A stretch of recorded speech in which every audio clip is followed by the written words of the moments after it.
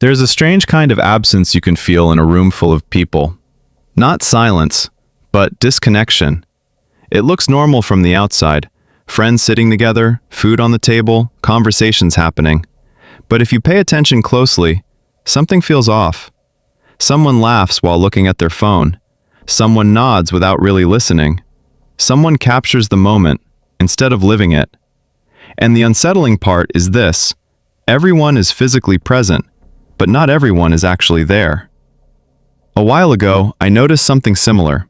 A small gathering, nothing extravagant, just a few people meeting after a long time. One person spent most of the evening documenting everything: angles, lighting, retakes, checking reactions online. Another person didn't take out their phone once. They listened. They asked questions. They remembered things people had said months ago. And the difference wasn't loud, but it was undeniable. At the end of the night, one person had content, the other had connection. And that contrast reveals something deeper than it seems. Because this isn't really about phones, it's about attention. Psychologists often describe attention as a limited resource. Where you place it determines what you actually experience. And right now, most people are splitting that resource, half in the moment, half outside it. So let's break this down. Here are 7 psychological reasons why some people never feel the urge to document their life and why others slowly walk away from it. The first reason is emotional overload. For many people, social media didn't become exhausting overnight. It built up slowly. Comparison, validation, misunderstandings, moments where they shared something real, and it didn't land the way they expected. Over time, that creates a gap between how life feels and how it's presented. And at some point, maintaining that gap becomes too heavy. So they stop. Not because they're above it, but because they're tired of carrying it. The second reason is reduced external validation. Most people don't realize how often they check for feedback. Who saw it? Who liked it? Who responded? This constant checking creates a feedback loop, and over time, your brain starts depending on it. But when someone steps away from that system, something interesting happens. The need for constant approval slowly weakens. At first, it feels uncomfortable. Then it feels quiet, and eventually, it feels stable.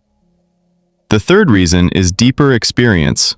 There's research showing that when people expect to share an experience, they enjoy it less. Not after posting, before it even happens. Because part of their mind is already outside the moment, preparing it, framing it, evaluating it.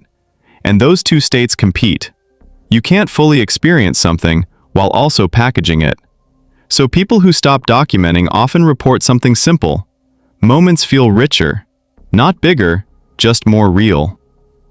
The fourth reason is internal orientation. In psychology, there's a concept called private self-awareness. It refers to people who naturally focus inward. They notice their thoughts, their emotions, their reactions. Instead of constantly asking, "How does this look?" they ask, "What does this feel like?" And in a world built around external perception, that difference becomes significant.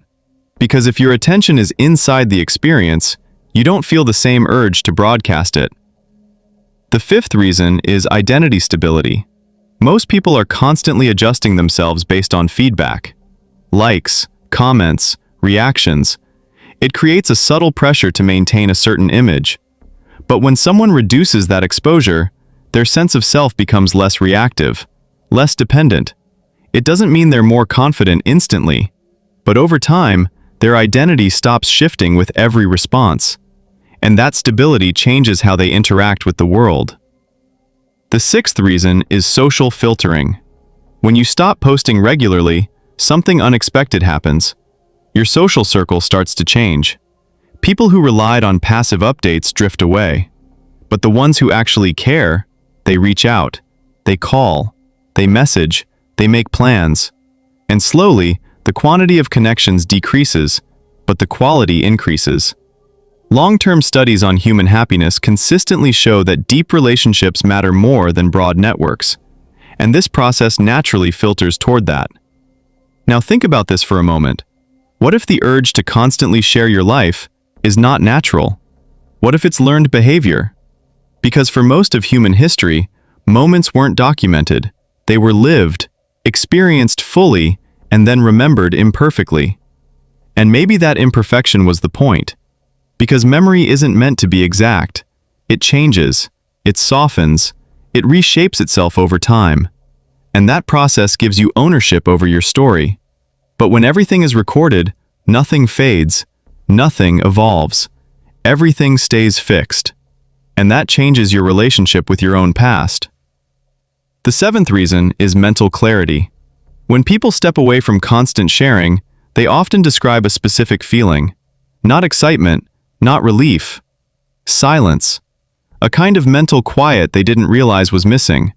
Because for so long, there was always something in the background. A thought about posting, a thought about perception, a thought about reaction. And when that disappears, your mind has space again.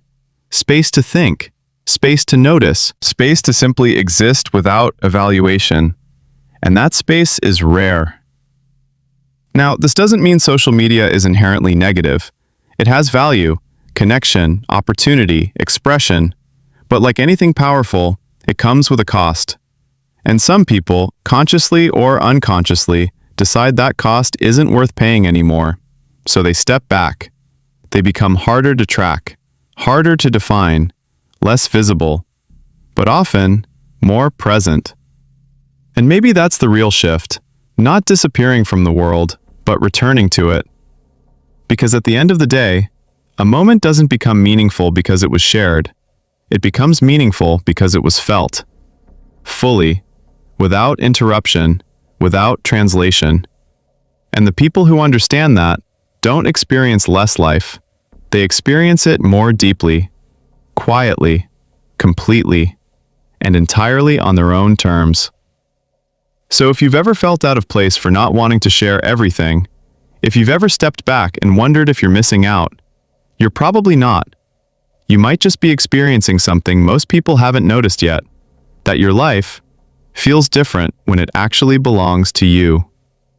And once you feel that difference clearly, it's very hard to go back.